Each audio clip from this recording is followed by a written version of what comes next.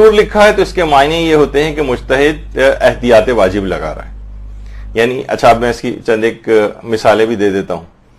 مثلا بغیر وضو مستحب طواف کرنے کا کیا حکم ہے؟ یعنی آپ کو پتا ہے کہ طواف 7 چکروں کا نام ہے، اور انسان اگر بہت سے لوگ ہیں طواف واجب کے اندر تو بڑی سخت شرط ہے کہ باوضو ہونا چاہیے اور وضو ٹوٹنا نہیں چاہیے. اس کی بہت سی تفصیل ہے کہ کب 3 ساڑھے 3 چکروں کا ایک اختلاف آتا ہے کہ اس سے پہلے اگر اس سے پہلے وضو ٹوٹ گیا تو آپ کو نئے سرے سے طواف کرنا ہے، اور اس کے بعد اگر ٹوٹا ہے تو پھر آپ کو طواف کی جگہ کو مارک کرنا ہے. جلد سے جلد وضو کر کے آئیے اور پھر اس کے بعد وہیں سے طواف کنٹینیو کر لیں. اس کی بھی ایک سہولت ملتی ہے. لیکن مستحب طواف کے لیے کیا وضو اتنا ہی ضروری ہے؟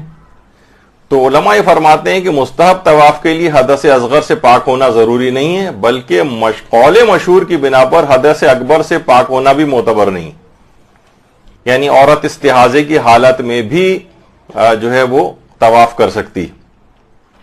ہاں البتہ نماز طواف جو کہ مقام ابراہیم کے پیچھے پڑھی جاتی ہے، یہ بغیر وضو کے ممکن نہیں.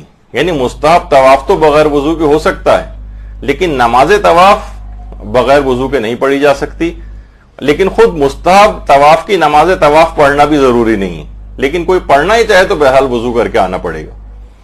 تو علماء کیا فرماتے ہیں؟ قول مشہور کی بنا پر حدث اصغر سے پاک ہونا ضروری نہیں ہے مستحب طواف کے لیے.